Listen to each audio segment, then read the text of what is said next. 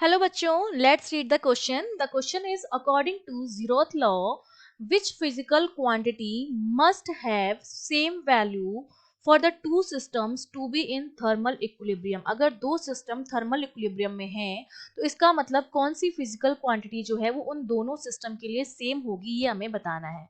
तो देखिए, इसका जो की कॉन्सेप्ट है, की कॉन्सेप्ट में हमें सबसे पहले पता होना चाहिए zeroth लॉ के बारे में. ठीक है, zeroth लॉ जो होता है उसने कॉन्सेप्ट दिया हमें टेम्परेचर का. ठीक है, टेम्परेचर हमारी क्या होती है? एक स्केलर क्वांटिटी होती है जो किसी भी बॉडी की हॉटनेस को क्या करती है? मेजर करती है. ठीक है, मेजर करती है किसी भी बॉडी की हॉटनेस को. बॉडी जितनी ज्यादा हॉट होगी टेम्परेचर उतना ही ज्यादा होगा.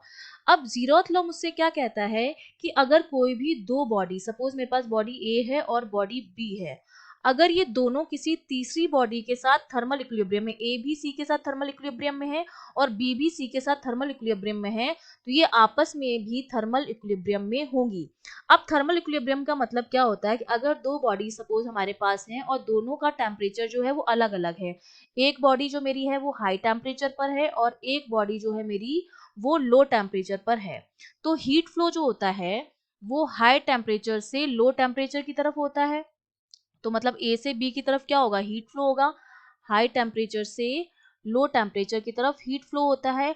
और हीट फ्लो तब तक होता है जब तक दोनों का टेम्परेचर जो है वो सेम नहीं हो जाता. ठीक है, जब दोनों का टेम्परेचर सेम हो जाएगा तो उसे हम कहते हैं थर्मल इक्विलिब्रियम. ठीक है, वो कंडीशन हमारी होती है थर्मल इक्विलिब्रियम की, जब दोनों बॉडीज का टेम्परेचर सेम हो जाता है और थर्मल इक्विलिब्रियम में हीट फ्लो जो होता है वो क्या हो जाता है? रुक जाता है. उस टाइम पर हमारा किसी भी तरह का हीट फ्लो जो होगा वो अब नहीं होगा.